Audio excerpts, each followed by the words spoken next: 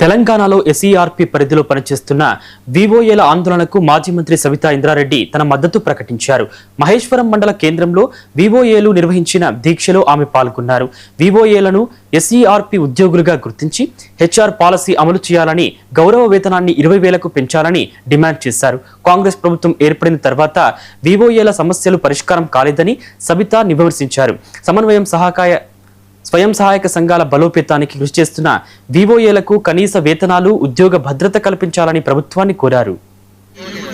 మా సోదరులందరూ దాదాపు 15 రోజుల నుండి రాష్ట్ర వ్యాప్తంగా ఉన్న వివోఏలందరూ కూడా ధర్నా చేస్తా ఉన్నారు. కూర్చొని వాడు కూడా మద్దతు తెలుపుతున్నారు. మంచిగా అభిరామ్ వాడిపోయింది, ఎంత బాగుంటుంది. రాష్ట్ర వ్యాప్తంగా కూడా ధర్నా చేస్తా ఉన్నారు. దాదాపుగా రాష్ట్రంలో ఉన్న 18,000 మంది ఈరోజు వివోఏలు ధర్నా కూర్చొని 15 రోజుల నుండి కూర్చుంటున్నా. 15 రోజుల నుండి కూడా ప్రభుత్వానికి కనిపించకుండా మరి ఇంటెలిజెన్స్ రిపోర్ట్ ఏం తెచ్చుకుంటున్నారో, అధికారుల రిపోర్ట్ ఏం తీసుకుంటున్నారో అర్థం కాని పరిస్థితి.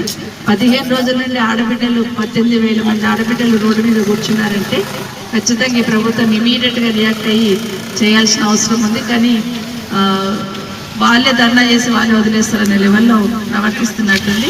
ఎట్టి పరిస్థితుల్లో ఈ ప్రభుత్వానికి ఒకటే విజ్ఞప్తి చేస్తా ఉన్నాం. ఎన్నికలప్పుడు ఎన్నో హామీలు ఇచ్చినారు. ఆ హామీలని నెరవేర్చమని మీరు ఇచ్చిన హామీని మాత్రమే వాళ్ళు అడుగుతున్నారు. ప్రభుత్వంలో ఉన్న పెద్దలందరూ కూడా ఆలోచించాలి. రేపే ముఖ్యమంత్రి గారు ఫ్యూచర్ సిటీకి వస్తూ ఉన్నారు. మరి ఫ్యూచర్ సిటీలో భాగంగా మహేశ్వరంలో ఈ ఆడబిడ్డలు కందుకూరు మహేశ్వరంలో ఈరోజు రోడ్డు పైన కూర్చొని ధర్నా చేస్తూ ఉన్నారు వివోఏలు. వాళ్ళందరినీ కూడా వాళ్ళ సమస్యలను, వాళ్ళ డిమాండ్స్ని ఇమీడియట్గా ఆమోదించాలని ప్రభుత్వాన్ని కోరుతూ ఉన్నాం. ముఖ్యంగా రాష్ట్ర వ్యాప్తంగా ఉన్న మహిళా సోదరులందరికీ కూడా ఆడబిడ్డలకి నోరిప్పితే చాలు, స్టేజ్ ఎక్కి మైక్ పట్టుకుంటే చాలు 1 కోటి మంది ఆడబిడ్డల్ని కోటేశ్వరం చేస్తా అంటున్నారు మా సోదరు. నంద్యాల జిల్లాలో